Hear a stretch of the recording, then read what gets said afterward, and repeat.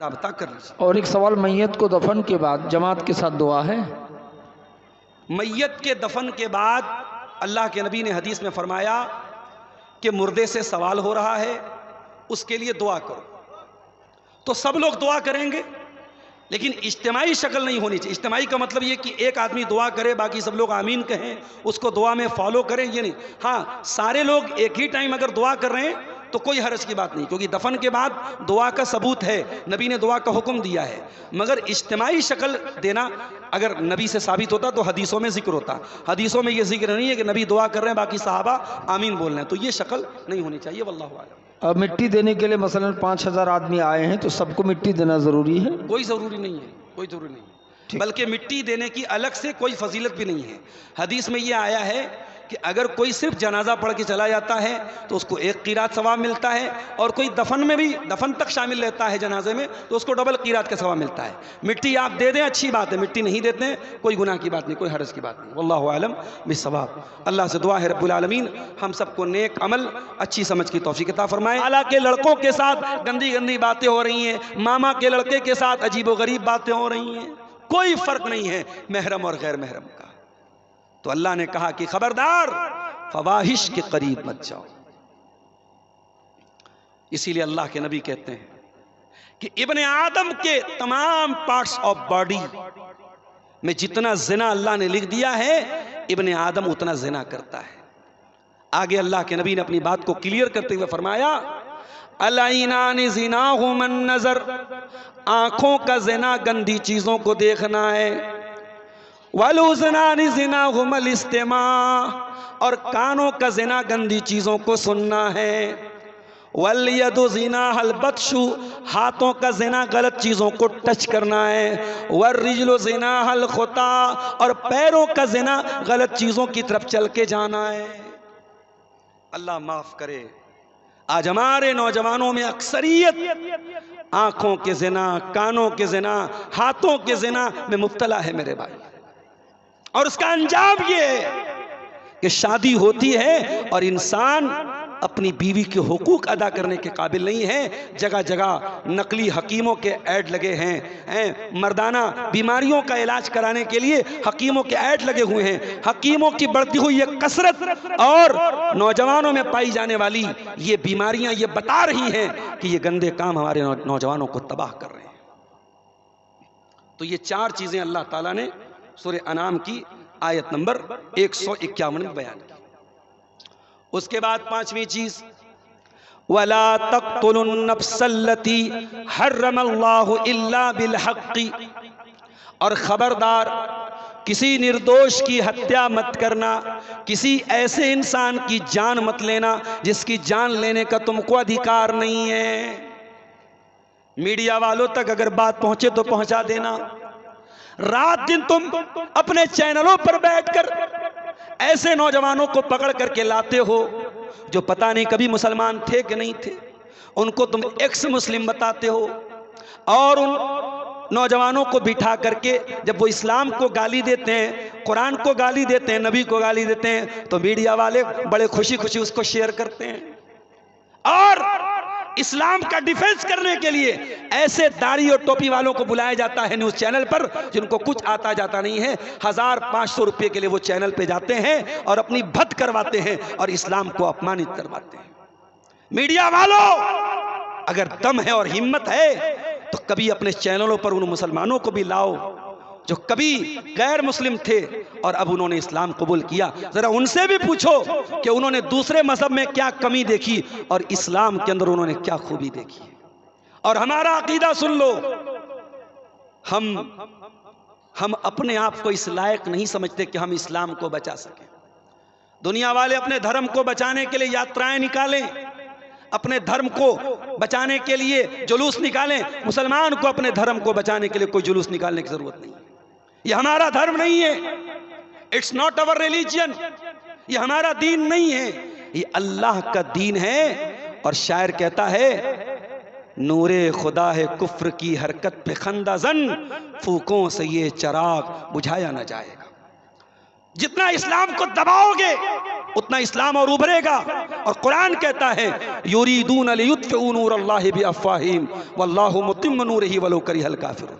تم اسلام کو بجھانا چاہتے ہو، اسلام کی شمع اور روشن ہوگی، اسلام اور ابھرے گا جتنا تم اس کو دباؤ گے. قرآن کیا کہہ رہا ہے؟ کسی نردوش کی ہتیا نہیں کرنا.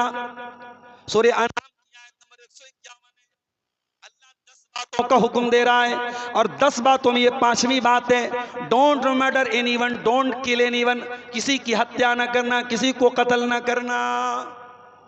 انسانی جان کی ویلو اسلام سے زیادہ کسی اور دین میں نہیں ہے.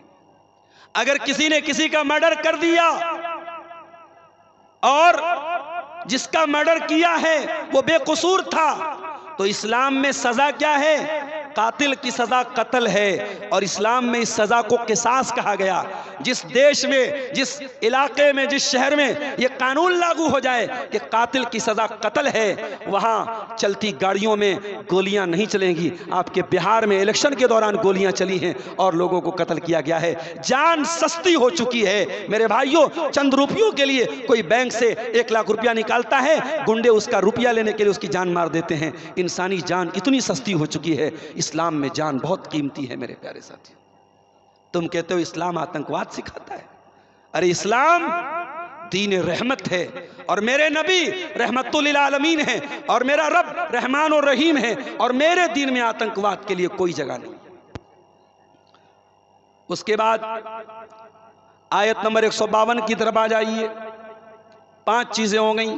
6ٹھی چیز وَلَا تَقْرَبُوا مَالَ الْيَتِيمِ إِلَّا بِالَّتِي هِيَ أَحْسَنُ. کسی یتیم کے مال کے قریب نہ جانا.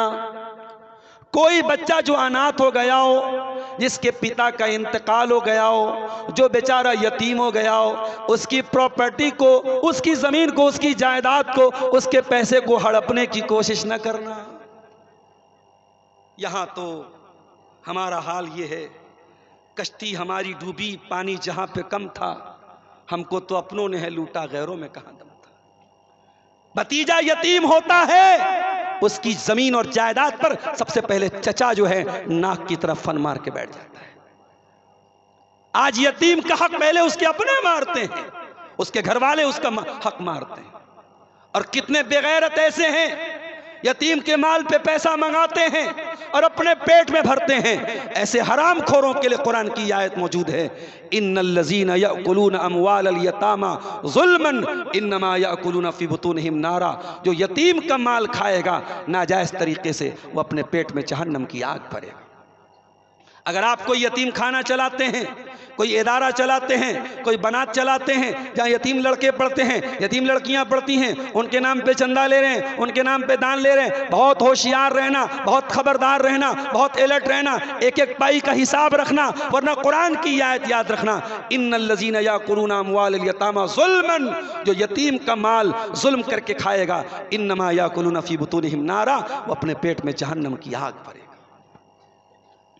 اور ایک بات بولوں، سیمانچل میں اتنے جلسے ہیں کہ میں ڈیلی اگر تاریخ دوں تو شاید میں دے سکتا ہوں، مگر میرے پاس وقت نہیں ہے. آپ دیکھ رہے ہیں کہ میں 10 دن کے اندر 10 بار آ رہا ہوں مجبوری کی وجہ سے. اتنے جلسے ہو رہے ہیں، لیکن آپ کبھی غور کیجئے کہ کوئی برائی میں کمی نہیں آ رہی ہے، کوئی سماج میں بگاڑ دور نہیں ہو رہا ہے. کیوں؟ کیونکہ دل بہت کٹھور ہو چکا ہے، اور دل کی کٹھورتا کو دور کرنا ہے تو نبی اکرم نے کیا علاج بتایا تھا. ایک صحابی آئے، کہا اے اللہ کے نبی میرا دل بڑا کٹھور ہے، میرا دل بڑا سخت ہو گیا ہے، اے اللہ کے نبی کوئی ٹریٹمنٹ بتا دیجئے، کوئی علاج بتا دیجئے. نبی نے فرمایا اگر دل کی کٹھورتا کو دور کرنا ہے تو امسح برأس الیتیم، کسی یتیم کے سر پہ محبت سے ہاتھ پھیر دینا، کسی یتیم کے سر پہ محبت سے ہاتھ پھیر دینا.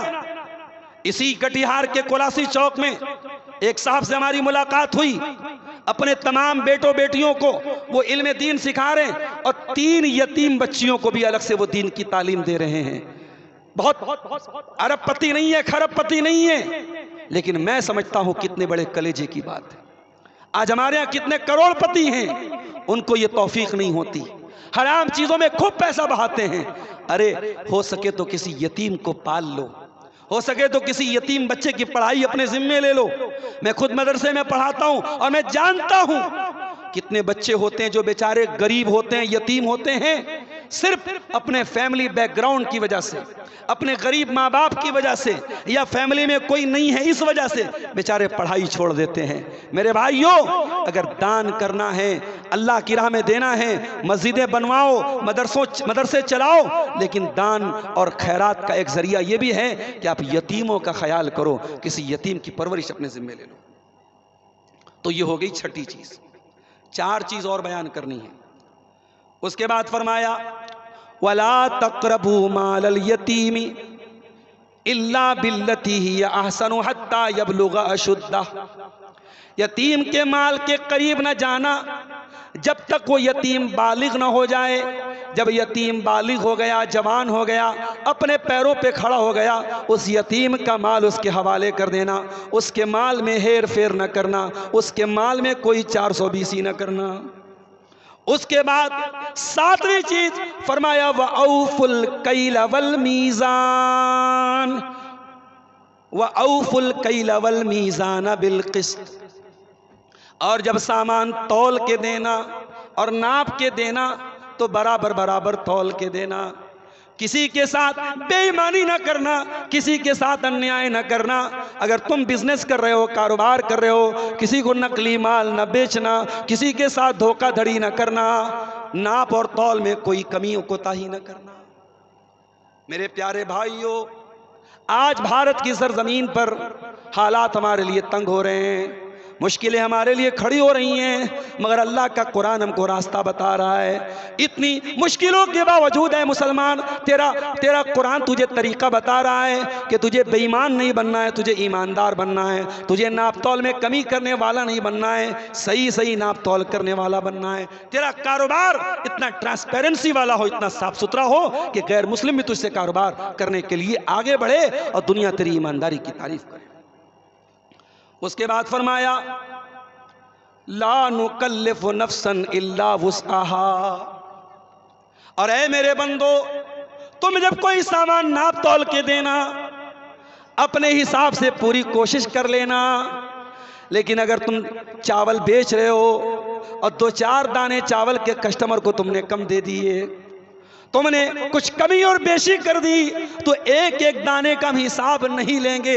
اے میرے بندو، جو تیری طاقت میں نہیں ہے، جو تیرے کنٹرول میں نہیں ہے، ہم اس کا حساب تجھ سے لینے والے نہیں ہیں۔ تو کھلم کھلا بے ایمانی مت کرنا، تو جان بوجھ کر کے بے ایمانی مت کرنا۔ ہاں، اگر ناپ تول کرنے میں کبھی نہ جانکاری میں اگر کچھ ہلکا پھلکا 19-20 ہو گیا، اس کی اللہ کیا پکڑ نہیں ہو۔ اس کے بعد 8ویں چیز فرمایا وَإِذَا قُلْتُمْ فَعْدِلُوا، اور اے میرے بندو، جب تم بات کرنا تو انصاف کی بات کرنا، نیائے کی بات کرنا، نہ انصافی کی انیائے کی بات نہ کرنا۔ دنیا والے کہتے ہیں پیار میں سب جائز ہے اور جنگ میں سب جائز ہے، everything is fair in love and war. نہ پیار میں سب جائز ہے، نہ جنگ کے میدان میں سب جائز ہے۔ اگر آپ کسی سے پیار کرتے ہیں تو پیار کے نام پر آپ کو کوئی ناجائز اور غلط کام کرنے کی اجازت نہیں ہے۔ ہاں، اگر دل میں کسی لڑکی کی محبت پیدا ہو گئی، اسلام اس بات کی اجازت دیتا ہے آپ لڑکی کے گارجین سے رابطہ کریں، اس کے باپ سے رابطہ کریں، پراپر چینل سے آئیں، مین گیٹ سے آئیں، آپ بیک ڈور کا استعمال نہ کریں، آپ ناجائز طریقے کا استعمال نہ کریں۔ لڑکی کے نکاح کا ذمہ دار اللہ نے لڑکی کے گارجین کو بنایا ہے، اس کے ولی کو بنایا ہے، اس کے باپ کو بنایا ہے۔ اگر ولی تیار ہے تو بہت اچھی بات ہے، سونے پہ سہاگا ہے، آپ نکاح کر لیں۔ اور یہ بھی یاد رکھیں خوبصورتی پہ لٹو نہ ہو جائیں، خوبصورتی پر لٹو نہ ہو جائیں کہ کوئی بہت خوبصورت ہے تو بس لٹو ہو گئے. اگر خوبصورتی کے ساتھ ساتھ دینداری ہے پراپر چینل سے آئیں اور گارجین سے ولی کے ذریعے نکاح کا پیغام بھیجیں. اگر ولی راضی نہیں ہے تو کورٹ میرج کرنا، بھاگ کے شادی کرنا حرام ہے، ناجائز ہے، زنا ہے، بدکاری ہے، اور جو کرے گا اللہ کے یہاں بہت سخت گنہگار ہوگا. میرے پیارے ساتھیوں، نہ پیار میں سب جائز ہے، نہ جنگ کے میدان میں سب جائز ہے. ابھی سوڈان سے تصویریں آ رہی ہے، عجیب و غریب ظلم ہو رہا ہے، عجیب و غریب ظلم ہو رہا ہے. کسی کو زندہ تابوت میں بھرا جا رہا ہے، کہیں پورا پورا گاؤں آگ سے زندہ جلا دیا جا رہا ہے. آج جنگ کے میدان میں لوگ ایک دوسرے کا کیا نہیں کرتے. اسی بھارت کے ایک اسٹیٹ میں دنگا ہوا اور تصویریں وائرل ہوئی، ماں حاملہ عورت کے پیٹ میں بھالا مار کے پیٹ کا بچہ ہوا میں لہرایا گیا، اور بعد میں یہ ظلم کرنے والے سب کو کلین چٹ دے دی گئی. میرے پیارے ساتھیوں، یاد رکھو، دنیا میں اگر انصاف نہیں ہوا اللہ کی عدالت میں انصاف ہوگا.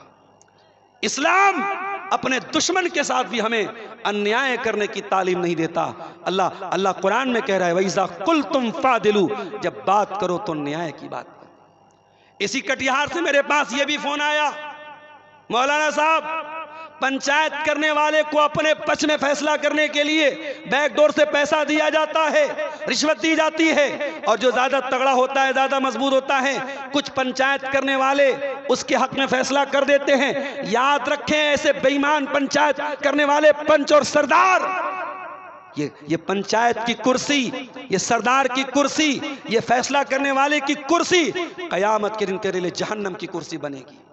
اگر تو نے رشوتیں لے کر غلط فیصلے کیے ہیں اور حقدار کا حق مارا ہے اور مظلوم کو دبایا ہے تو یاد رکھ تو نبی کا ماننے والا نہیں ہے، تو شیطان کا ماننے والا ہے. میرے نبی انصاف کے علم بردار تھے. میرے نبی کا فیصلہ انصاف کا فیصلہ ہوتا تھا. نبی کی عدالت میں کیس آیا، اے اللہ کے نبی، ایک عورت نے چوری کی ہے، قبیلے بنو مخزوم کی عورت ہے، فاطمہ نام تھا اس عورت کا، بہت بڑے خاندان کی عورت تھی، چوری کی تھی اس نے. نبی نے کہا ہاتھ کاٹا جائے گا. خاندان کے لوگ پریشان ہو گئے، ہمارے خاندان کی ناک کٹ جائے گی. حضرت اسامہ سے کہا آپ نبی کے چہیتے ہیں، نبی کے لاڈلے ہیں، نبی آپ کی بات مانتے ہیں، آپ اللہ کے نبی سے ریکویسٹ کیجئے، گزارش کیجئے کہ اللہ کے نبی فیصلہ چینج کر لیں، کوئی اور سزا دے دیں. اسامہ آتے ہیں، اللہ کے نبی کے سامنے بات رکھتے ہیں. بخاری کے الفاظ ہیں، اللہ کے نبی کا چہرہ غصے سے لال ہو جاتا ہے اور آپ فرماتے ہیں اے اسامہ، کیا تم یہ چاہتے ہو میں اللہ کا قانون بدل ڈالوں اس لڑکی کے لیے، اس عورت کے لیے؟ اے اسامہ، اللہ کی قسم لو ان فاطمہ بنت محمد سرقت لقطعت یدہا. اے اسامہ، یہ تو قبیلے بنو مخزوم کی فاطمہ تھی، میری عدالت میں اگر یہ کیس آتا، میری لختے جگر، میری نور نظر، میری بیٹی فاطمہ نے چوری کی ہے. اے اسامہ، اللہ کی قسم محمد کی عدالت سے کوئی اور فیصلہ نہ آتا، میں اپنی بیٹی کے بھی ہاتھ کٹوانے کا آرڈر دے دیتا. انصاف کرو پنچایت والوں، انصاف کرو ایک دوسرے کا فیصلہ کرنے والوں، انصاف کرو، حق کا ساتھ دو، صحیح کا ساتھ دو، کسی کی طاقت دیکھ کر، کسی کی دولت دیکھ کر اس کا ساتھ مت دو. اس کے بعد فرمایا وَلَوْ كَانَ ذَا قُرْبَى، تم انصاف کی بات کرو اگرچہ اپنے رشتہ دار کے خلاف پڑ جائے، اپنے قریبی لوگوں کے خلاف پڑ جائے، تب بھی تم انصاف کی بات کرو. 8 چیز ہو گئی، اب 9ویں چیز سنیے. وَبِعَهْدِ اللَّهِ أَوْفُوا، اور اے ایمان والو، تم نے اللہ کے ساتھ جو ایگریمنٹ کیا ہے، تم نے اللہ کے ساتھ جو وعدہ کیا ہے، جو پرومس کیا ہے، جو پرتیجھا کی ہے، اس وعدے کو نبھایا کرو. وعدہ کرنے کے بعد وعدہ نہ توڑا کرو، وعدہ خلاف نہ بنو. مسلمانوں، 5 ٹائم کی نماز میں اللہ سے ایک وعدہ کرتے ہو، ایاک نعبد و ایاک نستعین، اے اللہ ہم تیری ہی عبادت کرتے ہیں اور تجھ ہی سے مدد مانگتے ہیں. نماز میں اتنا بڑا وعدہ کرنے کے بعد اگر گلے میں تعویذ پہنتے ہو اور ہاتھ میں دھاگا باندھتے ہو اور یہ عقیدہ رکھتے ہو کہ دھاگا باندھنے سے بیماری چلی جائے گی، تعویذ پہننے سے بگڑی بن جائے گی، اور کار سے جا رہے ہو بلی نے راستہ کاٹ دیا اور یہ عقیدہ رکھتے ہو کہ بلی کے راستہ کاٹنے سے ہمارے اوپر مصیبت آ جائے گی، تو یاد رکھو تم نے اللہ سے وعدہ کر کے وعدہ خلافی کی ہے. جب ایاک نعبد و ایاک نستعین کا وعدہ کیا ہے تو اس وعدے پر قائم رہو اور اس وعدے کو نبھاؤ. ذالکم وصاکم بہ لعلکم تذکرون، یہ اللہ تعالیٰ کی بہت بڑی وصیت ہے. اب 9 چیزیں ہو گئیں. اب لاسٹ اینڈ فائنل چیز سن لیجئے، آیت نمبر 153 سورہ انعام کی. بہت اہم آیت ہے، اس کو بھی سن لیجئے، اسی پر میں بات ختم کروں گا. وَأَنَّ هَذَا صِرَاطِي مُسْتَقِيمًا فَاتَّبِعُوهُ. اور اے نبی دنیا والوں کو بتا دو اسلام ہی میرا سیدھا راستہ ہے. اسلام پر چلو گے تبھی تم صراط مستقیم پر چلو گے.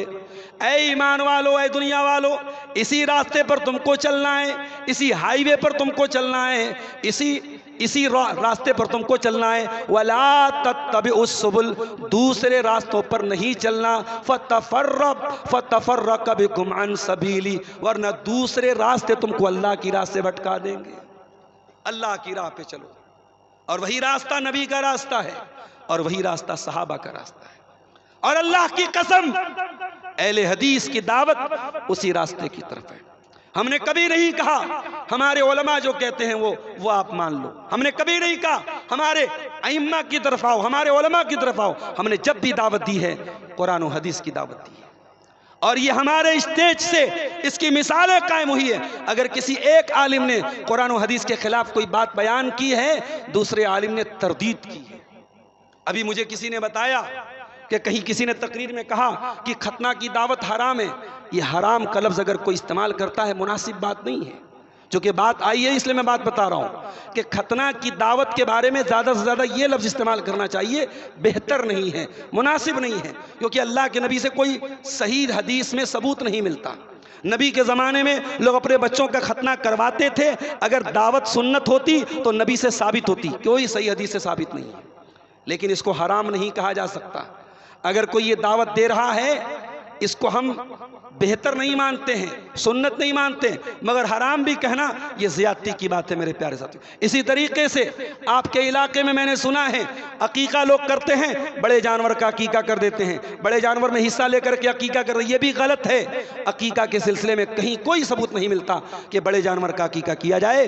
عقیقہ چھوٹے جانور کا، بکرے کا یا بھیڑے کا ہی ثابت ہے، اسی میں آپ کیجئے. ہاں عقیقہ کے جانور کا دتا ہونا ضروری نہیں ہے. اگر بغیر دانت کا بھی اگر مضبوط جانور ہے اس کا آپ عقیقہ کر سکتے ہیں. تو یہ 10ویں اور آخری بات ہے جو اللہ نے بیان کی. وَأَنَّ هَذَا صِرَاطِي مُسْتَقِيمًا فَاتَّبِعُوهُ وَلَا تَتَّبِعُوا السُّبُلَ فَتَفَرَّقَ بِكُمْ عَنْ سَبِيلِهِ، کہ اے ایمان والو اللہ کے راستے کی صراط مستقیم کی پیروی کرو اور دوسرے راستوں کی پیروی مت کرو، ورنہ تم کو یہ دوسرے راستے اللہ کے راستے سے بھٹکا دیں گے. اسی منہج پر، اسی راستے پر، اسی صراط مستقیم پر مرتے دم تک چلو اور اپنے بچوں کو بھی چلاؤ. کہیں ایسا نہ ہو کٹیہار میں رہتے رہتے تم دلی جا کے رہنے لگے، ممبئی جا کے رہنے لگے تو اپنے بچوں کے بارے میں غافل ہو جانا. نہیں، دنیا کے کسی بھی کونے میں چلے جاؤ، اپنے بچوں کو اسی منہج کی دعوت دینا، انہی علماء سے جوڑ کے رکھنا، اپنے بچوں کے عقیدے پر دھیان دینا. یہ دھیان دینا کہیں تمہارے بچے، آج میں جب آپ کے علاقے میں آتا ہوں بعض نوجوان آتے ہیں دونوں ہاتھ سے مصافحہ کرتے ہیں. اس کا مطلب کہ ان کی تربیت نہیں کی گئی، ان کو نہیں بتایا گیا کہ مصافحہ جو سنت ہے وہ ایک ہاتھ سے ہے. ہمارے بہت سارے نوجوان ہیں، ان کے یہاں میں بہت ساری چیزیں دیکھتا ہوں، نماز پڑھتے ہیں سنت کے خلاف نماز پڑھتے. کیوں؟ ماں باپ نے کبھی سکھایا نہیں. باپ دلی میں رہتا ہے، ماں کو اتنی تمیز نہیں ہے. باپ بمبئی میں رہتا ہے، ماں کو اتنی تمیز نہیں ہے. میرے بھائیوں، اپنے بچوں کے بارے میں، اپنی اولاد کے بارے میں بھی ہمیں ہوشیار رہنے کی ضرورت ہے. اور اخیر میں یہ 1-2 سوال ہیں، اس کا جواب دینے کے بعد ہم بات ختم کرتے ہیں. یہ سوال ادھر بھی ہے 1-2، اور ایک صاحب نے 3000 روپیہ دیا ہے، مرحوم ابا کے لیے دعا کی درخواست کی. مولانا کے ہاتھ میں دے دیں. سوال یہی لائیے، میں پڑھ دیتا ہوں تاکہ جلدی جلدی جواب ہو جائے. دیکھیے بہت وقت جو ہے کم ہے ہمارے پاس، فوراً نکلنا ہے، اس لیے میں جلدی جلدی سوالوں کا جواب دے دیتا ہوں. دیکھیے منجھالی پورنیہ کے ایک اشفاق صاحب نام ہے ڈاکٹر، ان کا سیمسنگ موبائل گر گیا ہے. کسی بھی بھائی کو ملا ہو تو اسٹیج تک پہنچا دے. اس میں کوئی بھاری چیز نہیں ہے، ان کا ڈاکٹری ڈاکومنٹس اور وہ ہاسپٹل چلاتے ہیں، ان کا سارا کچھ اس میں ہے. دے دیجئے. یہ اللہ کے دین سیکھنے کے لیے آئے ہیں. اتنا بڑا عظیم الشان جلسہ ہے. اگر کسی کو ملا ہو سیمسنگ موبائل تو اسٹیج میں پہنچا دینے کی زحمت گوارا کرے. اس موبائل کے دام سے وہ بے چین نہیں ہے، ان کے اندر جو ڈاکومنٹس ہے اس کے لیے بے چین ہے. آپ حضرات میں کسی کو بھی اگر یہ ملا ہو تو پہنچا دینے کی زحمت کریں گے. देखिए भाई, मोबाइल से ज़्यादा कभी कभी उसके अंदर जो डॉक्यूमेंट्स होते हैं उनकी कीमत होती है। तो वो भाई जिसने भी मोबाइल लिया है, मोबाइल वो किसी न किसी को बेचेगा, सस्ते दामों में बेच देगा। उससे बेहतर है अल्लाह का खौफ खाए, यहाँ आके मोबाइल दे दे, उसको इंशाल्लाह कुछ इनाम के तौर पे वो रकम मिल जाएगी, मगर मोबाइल डॉक्टर साहब का वापस मिल जाएगी। ये किसी भाई ने अपने मरहूम बाप की तरफ से 3000 रुपये दिए हैं, अल्लाह इनके चंदे को कबूल फरमाए। और सवालात कुछ आए हैं, मैं उनका जवाब दे के बात ख़त्म करता हूँ। क्या झंडोत्तोलन के दिन संस्कृत कार्यक्रम में डीजे बजाकर मुस्लिम बच्चियों को नचाना सही है? मैं समझता हूँ कि इसमें से जितनी बातें हैं, डीजे बजाना और मुस्लिम बच्चियों को नचवाना, ये तमाम चीज़ें बिल्कुल क्लियर। मौलाना जर्जीस साहब आ गए हैं, सब चैनल खोल दीजिए। सारे लोगों को मालूम है कि ये तमाम चीज़ें हराम हैं। बल्कि मैं एक बात ये कहता हूँ कि आजकल हमारे मदरसों में भी कहीं कहीं एक्शन के नाम पे जवान लड़कियों से लोग एक्शन करवा रहे हैं। ये भी गलत है, इस पर भी हमें नकेल डालनी चाहिए। डांस का नाम आप एक्शन रख दें तो वो सही नहीं है। एक अहम सवाल कि गैर मुस्लिमों का पैसा मस्जिद में लगा सकते हैं कि नहीं? देखिए, इस बारे में मेरा मशवरा ये है कि इलाके के जो सीनियर उलमा हैं उनसे एक मरतबा आप मशवरा कर लें। मेरे अपनी मालूमात की हद तक गैर मुस्लिम का पैसा लगाया जा सकता है। क्यों? क्योंकि खाने काबा की तामीर मक्का के मुशरिकों ने की थी और अल्लाह के नबी ने उस तामीर को बाकी रखा था।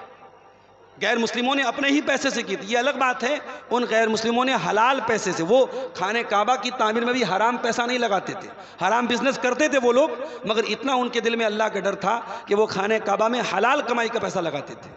तो आज अगर कोई गैर मुस्लिम ऐसा है जिसका मिक्स बिजनेस है, कुछ चीज़ें, भाई गैर मुस्लिम इस्लाम को तो नहीं मानता है, उसके यहाँ सूद ब्याज भी चलता है, बहुत कुछ हराम भी काम चलता है, तो अगर उसका मोस्टली बिजनेस, ज़्यादातर बिजनेस जायज़ चीज़ों का है और कुछ वो हराम के भी काम कर रहा है, तो ऐसे गैर मुस्लिम का चंदा आप ले सकते हैं।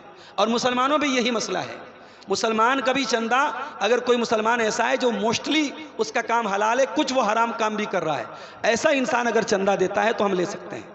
लेकिन जिसके बारे में मालूम है कि उसकी सब कमाई हराम की है या कमाई का ज़्यादातर हिस्सा हराम का है, नाजायज़ है, चाहे वो मुसलमान हो चाहे वो गैर मुस्लिम हो, उसका चंदा नहीं लेना चाहिए और मस्जिद और मदरसा में नहीं लगाना चाहिए। वल्लाहु आलम बिस्सवाब। ये मेरी अपनी तहकीक और अपने इल्म के मुताबिक है। मज़ीद आप अपने इलाके के जो मोतबर और सीनियर उलमा हैं उनसे आप